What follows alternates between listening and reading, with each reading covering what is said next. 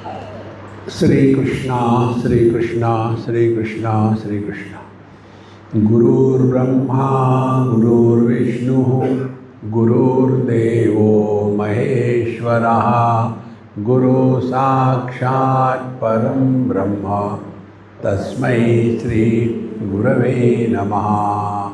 तस्मै श्री गुरवे नमः।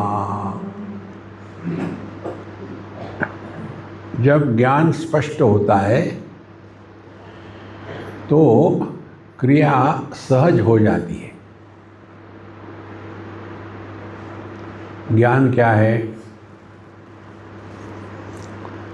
परमात्मा ब्रह्म भगवान इस जगत का निमित्त उपादान कारण है। मिट्टी भी वो है, कुम्हार भी वो है। और इस परमात्मा की पहली अभिव्यक्ति चेतना के रूप में होती है।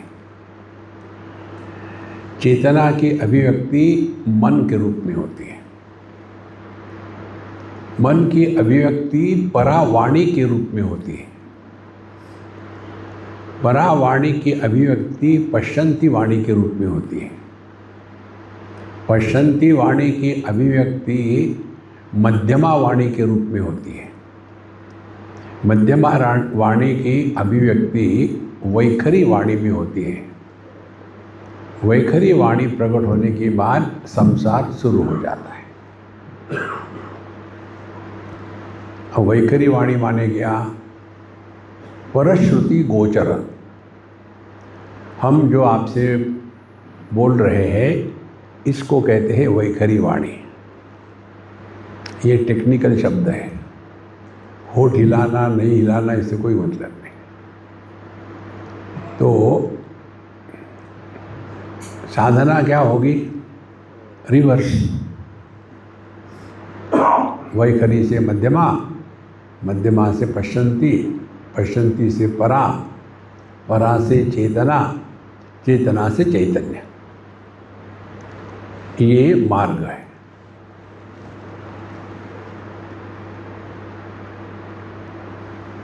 अब हमको इधर उधर कहीं नहीं जाना है। तो साधना क्या होगी? पहले अपने वैखरी वाणी पर हमको नियंत्रण लाना है। वैखरी वाणी पर नियंत्रण लाने का पहला मार्ग है देखो सुनो मत बोलो। दूसरी बात है अनावश्यक डिस्कशन, इसके बाद उसकी बात। जितना हम दुनिया के बारे में बोलेंगे उतना हमने दुनिया को सत्यत्व प्रदान किया है कि दुनिया सच है। तो हम किसके बारे में बोलते हैं? वैखरी वाणी से। या तो सूखा कचरा या गीला कचरा। हमारे पास ये है, ये नहीं है, इतनी प्रॉपर्टी है, ये हो गया सूखा कचरा। और गीला कचरा हमारे ये इतने बच्चे हैं, इतने माँ बाप है, इतने सब कुछ है। देखो। और फिर इन दोनों की कहानियाँ, सूखे कचरे की कहानियाँ, गीली कचरे की कहानियाँ। इसके द्वारा हम ये जागृत अवस्था, देहात्म भाव, इनको सत्य मानने लग जाते हैं। सत्य होता नहीं, सत्य मानते हैं। हमको ये जो गलत धारणा है, इन गलत धारणाओं को मिटा करके नई धारणाओं का निर्माण नहीं करना है। ये अध्यात्म का फाउंडेशन है। हम लोग नॉर्मली गलत धारणाओं को हटा करके नई धारणाएं निर्माण करते हैं और उसके द्वारा अपना मैं बहुत तगड़ा हो जाता है, बड़ा गंभीर हो जाता है। तो उसके लिए जो पहला मार्ग ये है, अनावश्यक बोलना बंद कर दे। तो कैसा बंद करें? उसके लिए सिंपल टेक्निक है। कौन सी? किसी के भी साथ किसी भी विषय पर कोई भी चीज़ बोलने के पहले अपने आप से पूछ लो, क्या बोलना ज़रूरी है? 99% केसेस में आप स्वयं उत्तर दोगे, कोई ज़रूरी नहीं, कोई आवश्यकता भी नहीं। तो पहली स्टेप ये हो गई। अब दूसरी स्टेप, विचारों को कम करने के लिए पहले ये समझे कि विचार कहाँ से आते हैं और विचारों का विषय क्या है। तो विचारों के 3 विषय होते हैं, देश, काल और वस्तु। वस्तु में व्यक्ति भी आ गया। तो हम कहाँ थे, कब थे, कैसे थे, ये देश काल वस्तु में फंस गए। तो ना तो हम किसी को उसके बारे में पूछे और ना तो अपने बारे में शुरू कर दे प्रवचन। तो फिर क्या करें? भगवान का नाम लें। भगवान का नाम लेने से दुनिया हमारे मन से धीरे धीरे निकल जाती है। पहले भगवान का नाम लेना है वैखरी वाणी से। वैखरी वाणी से नाम लेने के लिए पब्लिक में नहीं, अपने कमरे में। पब्लिक को दिखाना नहीं कि हम मेडिटेशन कर रहे हैं, नहीं। तो हम बैठे अपने कमरे में, वैखरी वाणी से सपोर्ट के लिए माला जरूर रखें। उसके द्वारा एक महत्व की बात हो जाती है। मणि हटाया अपने तरफ, श्री राम जय राम जय जय राम, श्री राम जय राम जय जय राम, श्री राम जय राम जय जय राम। 3 बातें हो रही हैं। हाथ से मणि हट रहा है, वाणी से शब्द का उच्चारण हो रहा है, और तीसरी बात, हम ही कहे और हम ही सुने। तो एक शरीर इसमें आ गया, वाणी आ गई, और सुनेंगे माने मन आ गया। ये तीनों का सिंक्रोनाइजेशन होना आवश्यक है। इसके लिए व्यक्तिगत भिन्न भिन्न समय लग सकता है, और एक बार ये परफेक्शन हो गया, अब इसके कितना समय लगेगा इसका कोई नियम नहीं है। अब हमने ये करते करते जब ये पक्का हो गया, किसी भी कारण से मन डिस्टर्ब हो, तो जैसे आपने हाथ में माला ली, अपने आप दोनों कनेक्ट हो जाते हैं और मन दुनिया के विचारों से उपरत हो जाता है। ये वैखरी वाणी से जप करने की प्रक्रिया है। अब दूसरी महत्व की बात, ये कब तक करना है? जब तक के नेचुरली आप वैखरी वाणी से उच्चारण करना बंद करोगे और मध्यमा वाणी में बोलना शुरू करोगे। मध्यमा वाणी का तात्पर्य है परश्रुति अगोचर। जिसको सिंपल शब्दों में कहो तो कहेंगे ख्याली पुलाव, जो हम अपने आप से बोलते हैं, दूसरा सुनता नहीं, उसको कहते हैं मध्यमा वाणी। तो इस मध्यमा वाणी में प्रवेश होता है यदि हमारी वैखरी वाणी शुद्ध पवित्र हो गई और परिपक्व हो गई। जैसे आम पक जाता है तो नरम हो जाता है, उसी प्रकार से हमारी वैखरी वाणी परिपक्व हो गई तो वो अपने आप अपने सोर्स के तरफ मार्च शुरू करती है। फिर हम आए मध्यमा वाणी में। मध्यमा वाणी में आने से अब हमको ये जगत के बारे में इंटरेस्ट नहीं रहता। इसका मतलब ये नहीं कि बोर हो गए। पहले जो जगत की विषय वस्तुओं को लेकर के बड़े इंटरेस्ट से हम इन्वॉल्व होते थे, वो धीरे धीरे कम हो जाता है। इसका अर्थ ये नहीं किसी के प्रति राग द्वेष हो रहा, नहीं। देखो, तो फिर ये मध्यमा वाणी से जब करना है, उस समय माला भी गिर जाएगी और बोलना भी बंद होगा और नींद नहीं आएगी। ये सत्संग में बैठ कर के सोने वाले जो होते हैं ना, ये पूर्व जन्म के डैश डैश डैश शब्दों के परे है। देखो, अध्यात्म की साधना करी ही नहीं, इसीलिए ये नींद आती है।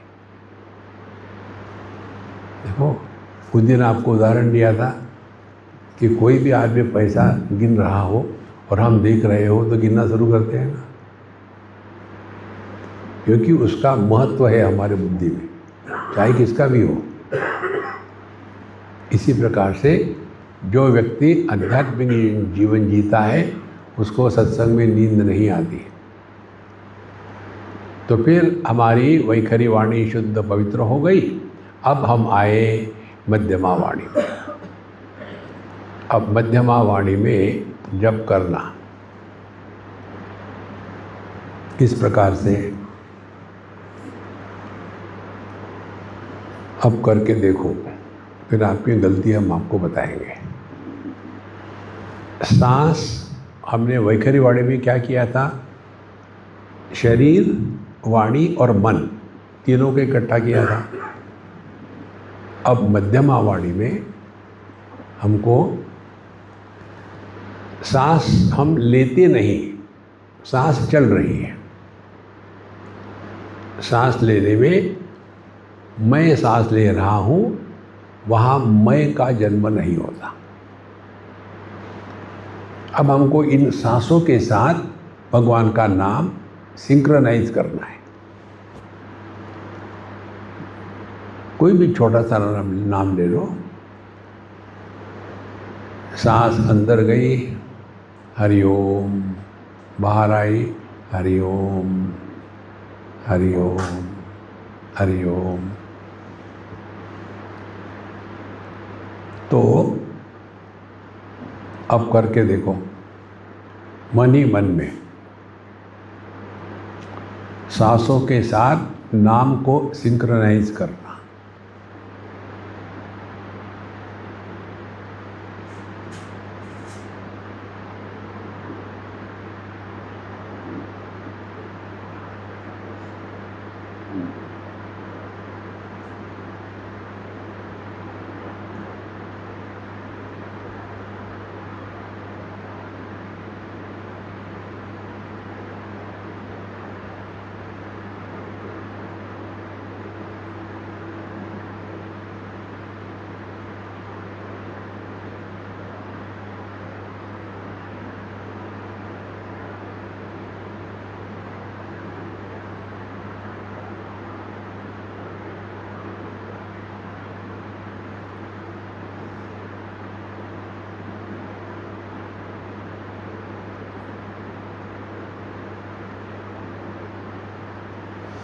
अब आपकी क्या गलती है हम बता रहे हैं आपको।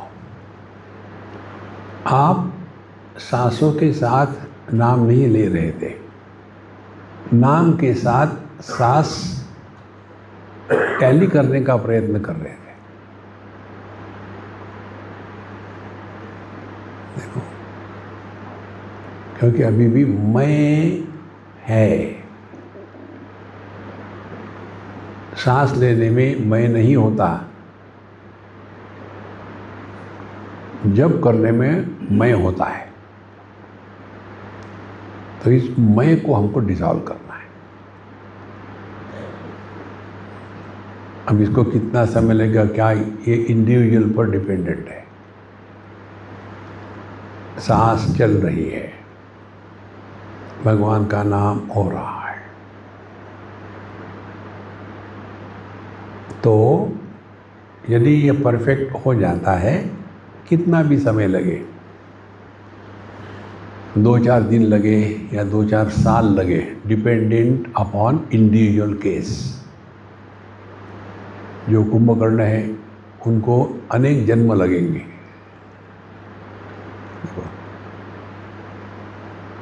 तो सांस चल रही है।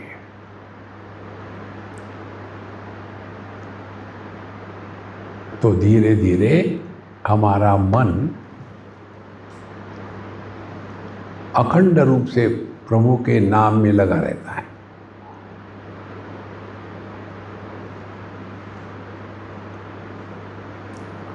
लेकिन फिर मन की जो विशेषता ये है, इस विशेषता को लेकर के स्टीव जॉब और बिल गेट्स ने कंप्यूटर बनाया। एक ही बार कई खिड़कियां खुल जाती हैं। इधर में जब चल रहा है हरि ओम हरि ओम, अब इसके पश्चात में जा कर के सामान पैक करना है, हरि ओम हरि ओम। कितने बजे निकलेंगे यहाँ से, हरि ओम हरि ओम। देखो क्या करें इसको रोकने के लिए। तो सांस चल रही है, क्रिया, नाम ले रहे हैं वाणी, तो देह वाणी और मन अब स्वयं ही भगवान का नाम ले रहे हैं, सांसों के साथ सिंक्रोनाइज हो रहा है और हम स्वयं अपने कानों से सुन रहे हैं। करो।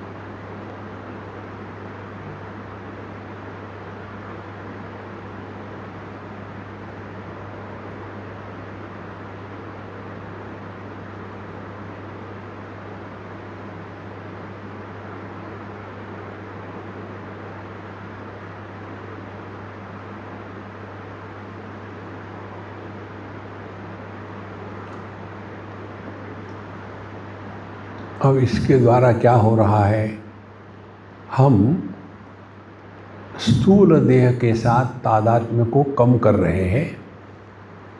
अब हम सूक्ष्म देह में रहना शुरू करते हैं। जब सूक्ष्म देह में रहना शुरू करते हैं तो हमारा ध्यान दुनिया की तरफ नहीं होता, हमारा ध्यान होता है हमारे मन के क्वालिटी की तरफ। मन में काम, क्रोध, लोभ, मोह, मद, मात्सर्य, मेरा, तेरा, दोस्त, दुश्मन सब धीरे धीरे गायब हो जाते हैं। क्यों ये सब के सब मन में कहाँ से आते हैं? क्योंकि हमने स्थूल जगत को महत्व दिया है, इसलिए। देखो,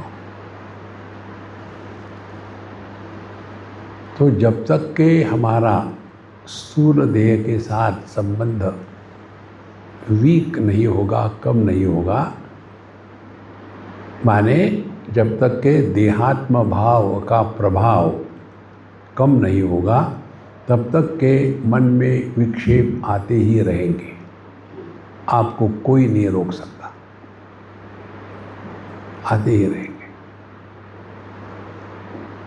इसीलिए पहले वैखरी वाणी को पवित्र करना है, परिपक्व करना है, तब वही वैखरी वाणी मध्यमा में पहुंच जाती है। ये सूक्ष्म स्थिति है।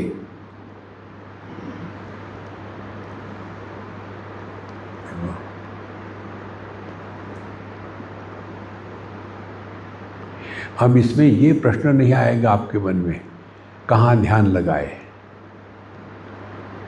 भ्रू मध्य में, दोनों आँखों के बीच में, या हृदय में, या सामने एक कोई भगवान की तस्वीर रखी है उसमें, ये सब प्रश्न गायब। अब आप ध्यान करोगे नहीं, ध्यान होने लगेगा।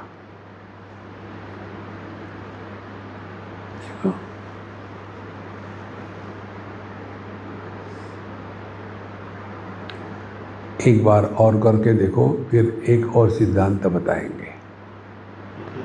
अपने ही मन में सांसों के साथ नाम लेकर के उसको सुनना है।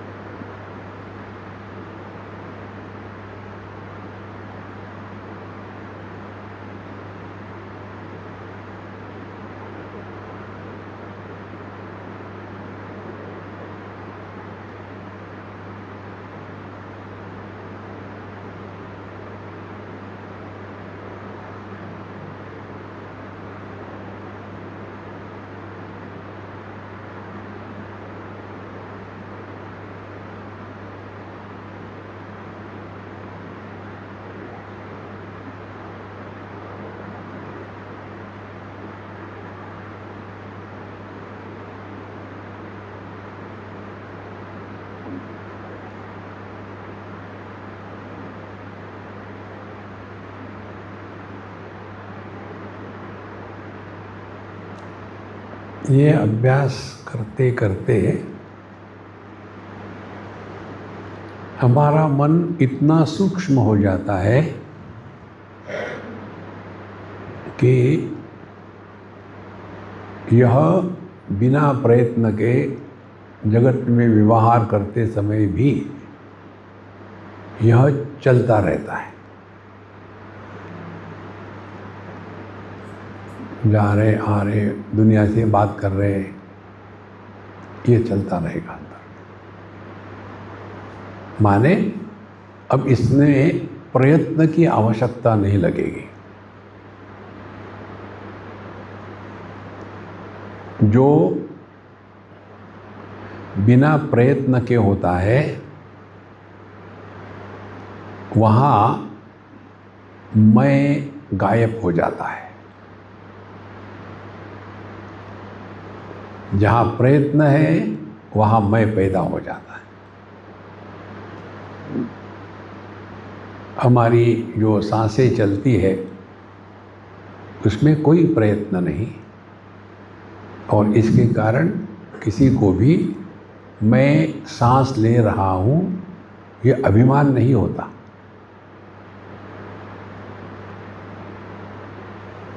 तो यदि हम ठीक प्रकार से अध्यात्म के मार्ग पर चल रहे हैं तो उसका परिणाम अपना मैं धीरे धीरे गायब हो जाता है। मैं का गायब होना माने अपनी सब विशेषता समाप्त हो गई।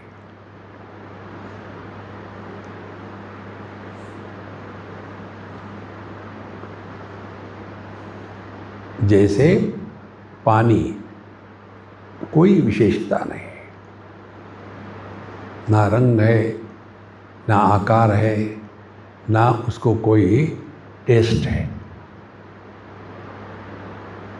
और हर जगह में एट होम।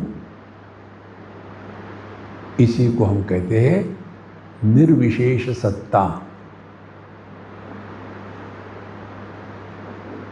हमको कुछ एक्स्ट्रॉर्डिनरी नहीं बनना है। कई बार अध्यात्म के क्षेत्र में ऐसा दिखता है, होलियर देन दाउ। नहीं, विशेषता का त्याग कर देना है, सबके साथ सहज।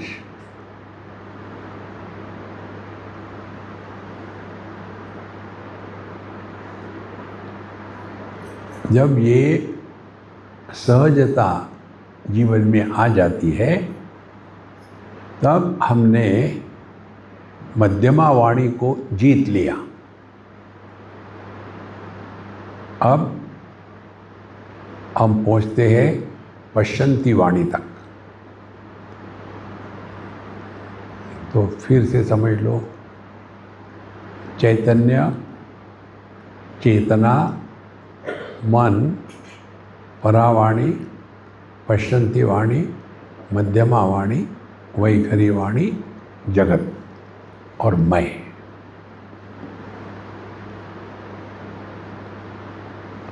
अब मुझे सोना है।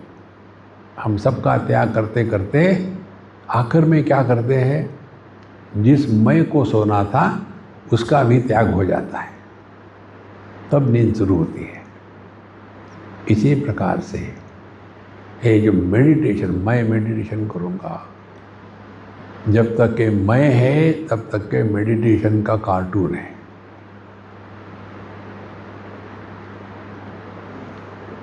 इसीलिए पहले वैखरी वाणी, जागृत अवस्था, इसको जीतना है।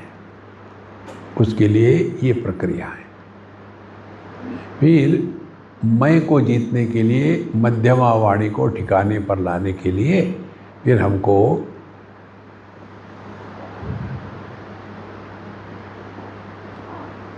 जो हमने बताया, भगवान का नाम सांसों के साथ जोड़ करके स्वयं भी श्रवण करना है।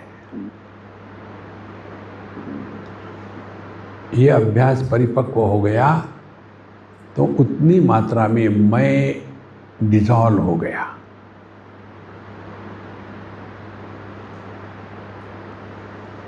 अब हमारी स्थिति हो जाती है और सूक्ष्म, जिसको कहते हैं पश्यंती वाणी। सभी साधु संत पश्यंती वाणी में निवास करते हैं। अब पश्यंती वाणी क्या है? वैखरी वाणी में जागृत अवस्था में वस्तु और उसका शब्द, नाम अलग अलग होते हैं। जैसे फोन, ये वस्तु है, इसका नाम फोन, ये शब्द है। तो जहाँ शब्द और शब्दों का अर्थ अलग अलग होते हैं, उस अनुभूति को वैखरी या जागृत अवस्था कहते हैं। फिर उससे सूक्ष्म हो गई मध्यमा वाणी। मध्यमा वाणी में शब्द और उसका अर्थ दोनों केवल वृत्तियाँ, विचार ही होते हैं। वहाँ शब्द और उसका अर्थ अलग अलग नहीं होते। देखो, तो हमको इसको जीत लेना है। इसको जीत लेने के पश्चात फिर हम पश्यंती वाणी में प्रवेश करते हैं। पश्यंती वाणी की क्या स्थिति है? जहाँ शब्द और अर्थ अभी अलग हुए ही नहीं, लेकिन अलग होने की क्षमता है। जैसे चना ले लो तो इतना कड़क होगा, हार्ड होगा कि हम दांत से चबा नहीं सकते। तो फिर रात भर उसको पानी में भिगो के रखा तो सुबह में वो फूल जाता है। वो स्थिति कैसी है? अभी उसने जर्मिनेट नहीं किया, लेकिन जर्मिनेट होने की क्षमता जागृत हो गई। यह स्थिति है हमारे पश्यंती वाणी की, जहाँ शब्द और अर्थ एक दूसरे में मिल गए हैं। और इसीलिए साधु संत जो कहते हैं वो होता है। इसी को कहते हैं संकल्प सिद्धि।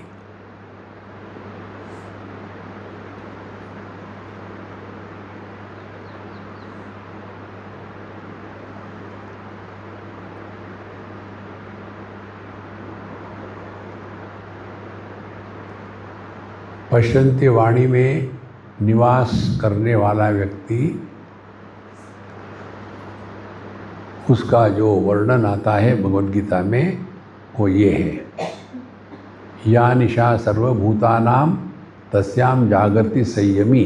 संयमी माने अब जिसका मन देश काल और वस्तु इनमें भटकता नहीं। हमारा मन या तो देश में भटकेगा, यहाँ जाना है वहाँ जाना है, काल में भटकेगा, हम वहाँ गए थे अब यहाँ पता नहीं कितना समय लगेगा, वस्तु में भटकेगा, वहाँ क्या मिलता है, क्या खरीद के लाए, घर में गोडाउन बनाना है। तो संयमी माने जिसके मन पर संपूर्ण नियंत्रण आ गया है, देश काल वस्तु का चिंतन नहीं हो रहा है। तो या निशा सर्वभूतानां तस्याम जागृति संयमी, जिसका मन देश काल वस्तु से उपरत हो गया है, ऐसे व्यक्ति को संयमी कहते हैं। सिर्फ सेल्फ कंट्रोल इस शब्द से कुछ निकलता नहीं। देखो, तो ऐसा जो साधक है, तस्याम जागृति संयमी, अपने स्वरूप में वो जग गया है। क्यों? अब वो परावाणी में प्रवेश करने के लिए तैयार है। देखो, वैखरी से निकले मध्यमा में आए, मध्यमा से निकले पश्यंती में आए, अब पश्यंती से परावाणी में प्रवेश करना है। पश्यंती तक आने की हमारी साधना होती है, हमारे प्रयत्न होते हैं। और पश्यंती से परावाणी ईश्वर का अनुग्रह होता है, क्योंकि पश्यंती वाणी में मैं गायब हो गया। तो इसका क्या करना है क्या नहीं करना, इसका निर्णय लेने वाले ऊपर बैठा है। वहाँ ये मंत्र होता है, ईश्वरानुग्रहातेव पुंसाम अद्वैत वासना महद भय परित्राणात् विप्राणाम उपजायते। क्योंकि जब साधक पश्यंती वाणी तक आ जाता है तब उनमें अनेक सिद्धियां प्रकट होने लग जाती है। और अध्यात्म के मार्ग पर सिद्धियां ये बहुत बड़ा प्रतिबंध है, ऑब्स्टेकल है। आदमी उसी में लग जाता है, फिर इसको आशीर्वाद दो, उसका भला करो, इसको ये करो, और उसके द्वारा हम फिर वापस आ जाते हैं वैखरी वाणी में। और ये सिद्धियां हमेशा नहीं टिकती, धीरे धीरे वो भी खत्म हो जाती है। इसीलिए वैखरी वाणी से निकले मध्यमा में, मध्यमा से पश्चंती में, कि वहाँ हमको सजग रहना है। हमको ना कुछ लेना है ना कुछ देना है, केवल जस्ट बी।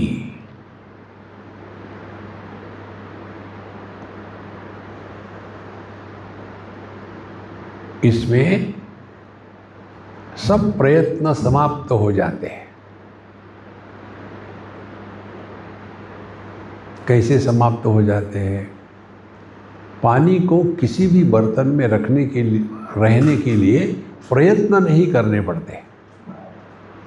कहीं भी रखो, किसी भी बर्तन में कर आराम से रह लेता। क्यों? कि पानी निर्विशेष है, इसमें कोई विशेषता नहीं। तो आध्यात्मिक जीवन की विशेषता क्या है? कि यह निर्विशेष सत्ता है, कुछ बनो मत।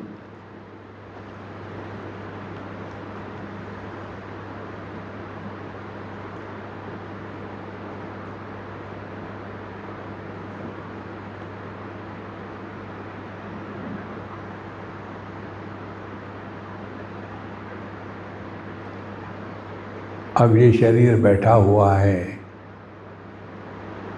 हम जैसे अन्य देह को जानते हैं वैसे इस भी देह को जानते हैं। इसमें क्या खासियत है? कुछ नहीं। तो जैसे हम अन्य देहों से अलग है, वैसे इस देह से भी हम अलग हैं। तो हम में कोई विशेषता नहीं।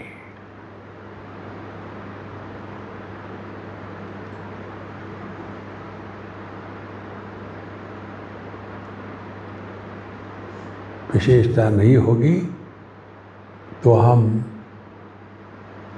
सबसे अलग होकर के नहीं रहेंगे।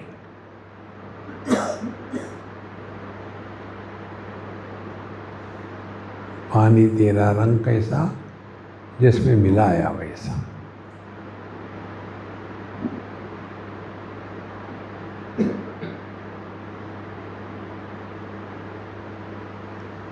अब शरीर बैठा है, हम इसको देख रहे आराम से। शरीर एकदम स्थिर हो गया है, कहीं हलचल नहीं।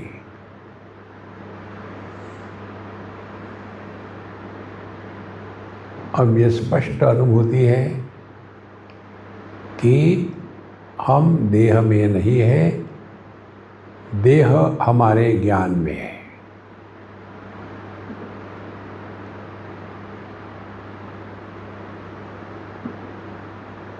इसीलिए शरीर के अंदर में कहीं प्रेशर हुआ, कहीं कुंडलिनी ऊपर चढ़ रही है, कहीं प्रकाश दिख रहा है, ये सब भ्रांतियाँ समाप्त हो जाती है। क्योंकि हम इस समय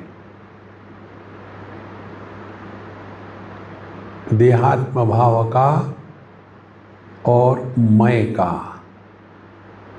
त्याग कर चुके हैं, और इसीलिए कोई प्रयत्न नहीं। इस चीज को पतंजलि कहते हैं प्रयत्न शैथिल्य। प्रयत्न का बहुत कम होना। कब? अनंत समापत्ति, जब हम अपने अनंत स्वरूप में निवास करना शुरू करते हैं।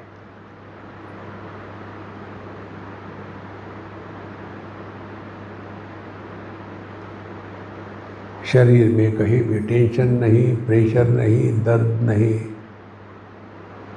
शरीर का आकार धीरे धीरे गायब हो गया।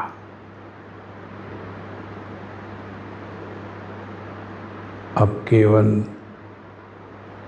अपना होना मात्र, लेकिन कैसा होना?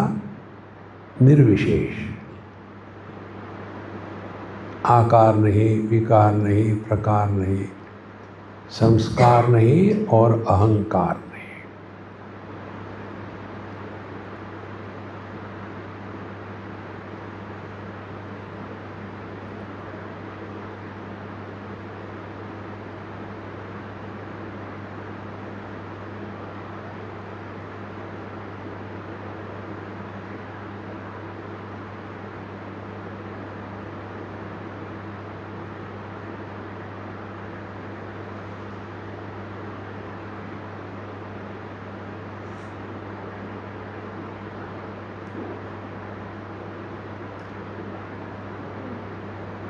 आप एकदम स्पष्ट जान रहे हैं देह को,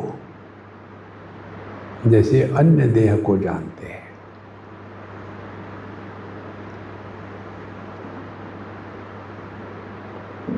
सांसें बहुत हल्की फुल्की चल रही है।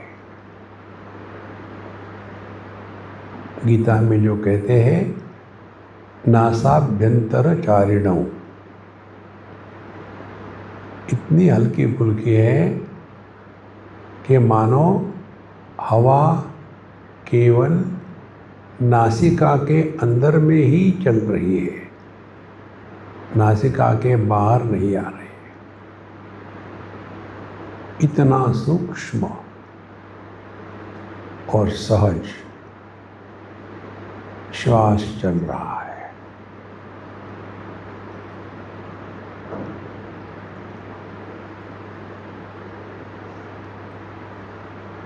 देह का आकार वो भी मन से मिट रहा है, जैसे सुषुप्ति अवस्था में होता है।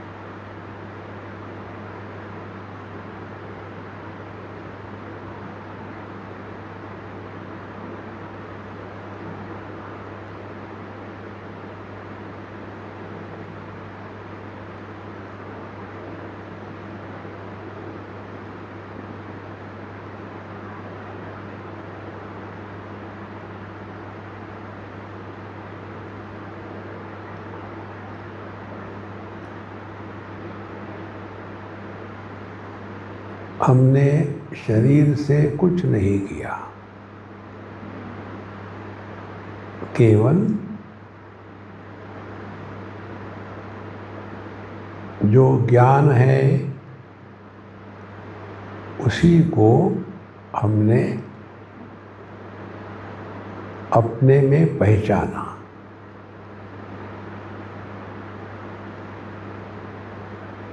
स्वप्ने जागृति वा एष पुरुषः, स्वप्न में जागृत में यही जो मैं है ये भटकता है, और जब ये मैं गायब हो गया तो प्राग स्वाप्समिति प्रबोध समये यः प्रत्यभिज्ञायते, फिर ये समझ में आता है मैं सो रहा था, अच्छी नींद आई थी, तो जिसने अच्छी नींद को जाना वो कैसे सो सकता है? तो फिर कौन है वो? जागृत, स्वप्न, सुषुप्ति और समाधि, इन सब का आधार, लेकिन इनके द्वारा जो प्रभावित नहीं होता। आधार आधेय से प्रभावित नहीं होता। ये हमारा स्वरूप है।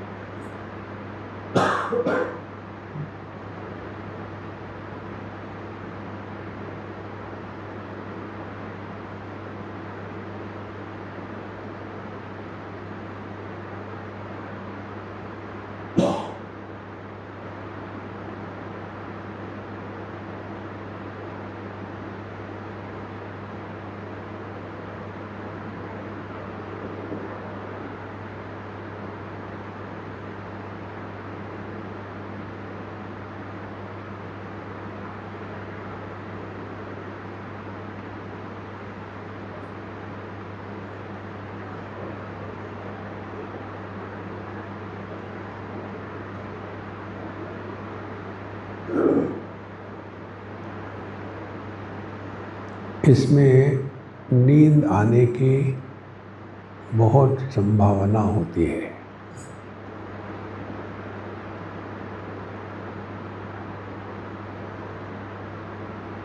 कारण हमारे मन को दो ही स्थिति मालूम है, या तो विक्षेप या तो निद्रा। हम विक्षेपित भी नहीं और सो भी नहीं रहे। विक्षेपित नहीं क्यों? कि हम अब देह से लेकर के जी नहीं रहे और सो नहीं रहे क्योंकि हम सूक्ष्म देह के परे चले गए बिना निद्रा के। यह जागृत निद्रा इसको कहते हैं ध्यानमय स्थिति। या निशा सर्वभूतानां तस्यां जागर्ति संयमी। यस्यां जागृति भूतानि, जो अज्ञानी लोग इस द्वैत के जगत को सत्य मानते हैं, यस्यां जागृति भूतानि सा निशा पश्यतो मुनेः। पश्यतो मुनेः, जिसने अपने स्वरूप को अनुभव किया है, वो इस द्वैत की दुनिया से प्रभावित नहीं होता।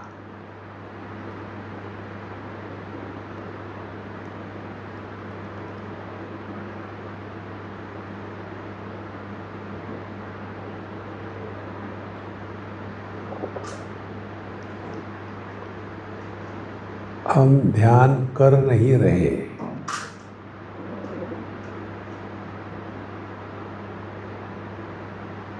ध्यान दे रहे हैं। सब कुछ जान रहे हैं।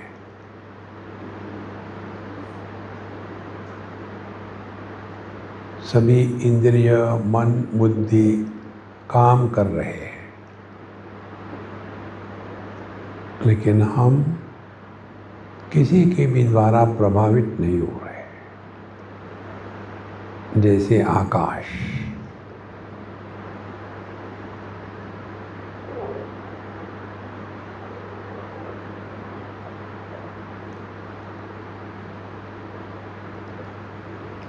जब हम इंद्रिय, मन, बुद्धि के द्वारा प्रभावित होते हैं, तब we are somebody। जब इंद्रिय, मन, बुद्धि से प्रकट होते हुए भी इनके द्वारा और इनके माध्यम से उपलब्ध अनुभूतियों के द्वारा प्रभावित नहीं होते, वो हमारा वास्तविक स्वरूप।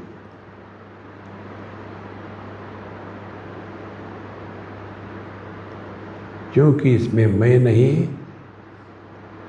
तो ध्यान कभी सफल और असफल नहीं होता, क्योंकि वो क्रिया नहीं है, वो कर्म नहीं है, वो केवल अनुभव मात्र है।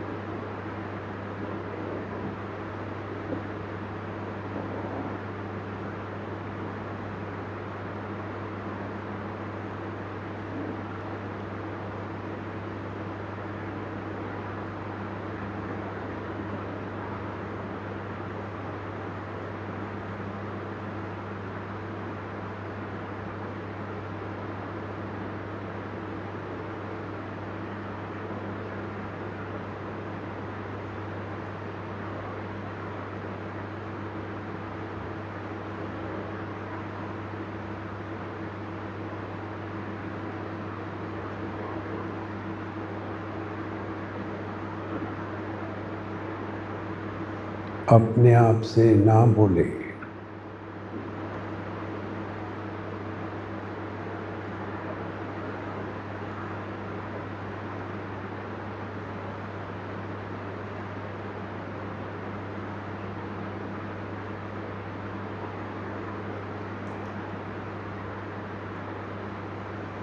अपने आप से बोलना माने हम अधःपतन की ओर चल रहे हैं और फिर मध्यमा वाणी से वैखरी में प्रवेश करेंगे। इसीलिए अपने आप से नहीं बोलना और शांति का श्रवण करना,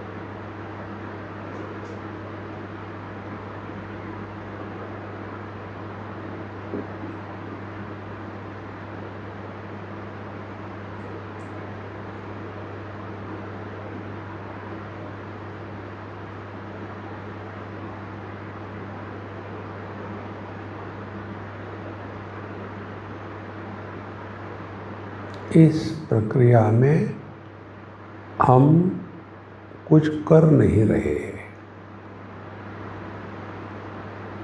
हम ध्यान कर नहीं रहे, इसीलिए इसमें सफलता और असफलता संभव नहीं। हम ध्यान दे रहे हैं।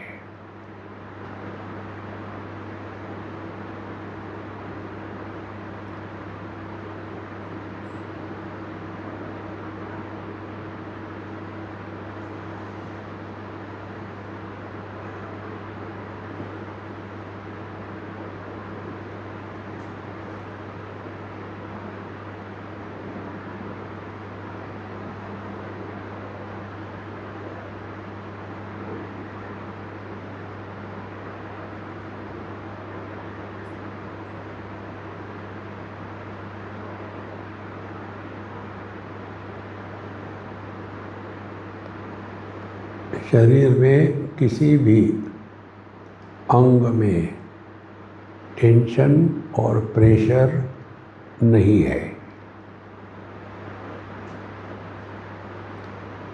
ना पैर सो रहे हैं, ना सर में कुछ हो रहा है, ना शरीर के अंदर में कुछ चल रहा है, ना कुछ देख रहे हैं, ना कुछ विशेष सुन रहे हैं। जैसे आकाश।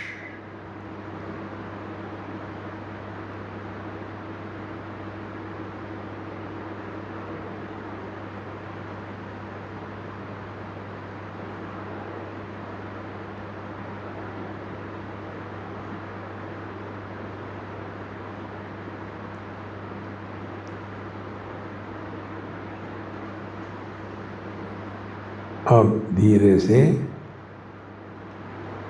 गहरी सांस ले लो 1-2 बार।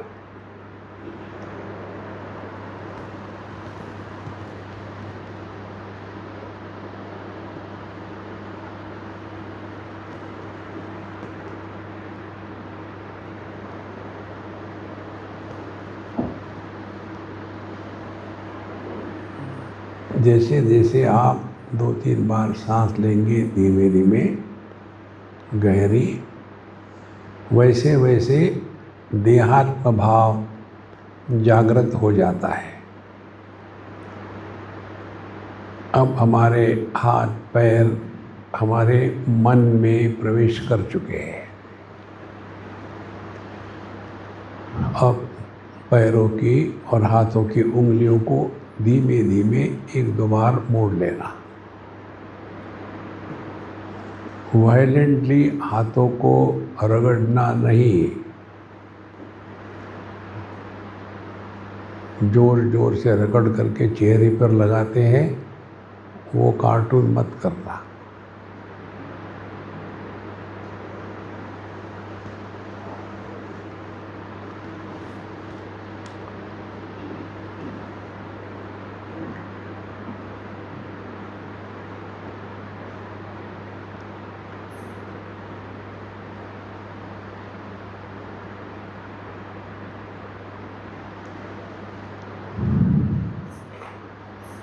सब का सब प्रभु चरणों में अर्पण करें और इसकी कोई स्मृति, मेमोरी न बनावे। स्मृति, मेमोरी बनाओगे तो इसी में फंस जाओगे।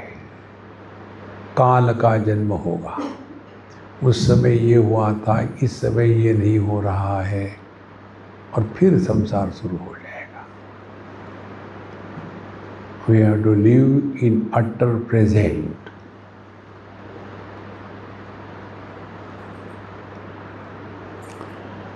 सबका सब प्रभु चरणों में अर्पण कर दो। ओम पूर्णमदः पूर्णमिदं पूर्णात् पूर्णमुदच्यते पूर्णस्य पूर्णमादाय पूर्णमेवावशिष्यते। ओम शांति शांति शांति। हरि ओम। श्री गुरुभ्यो नमः। हरि ओम।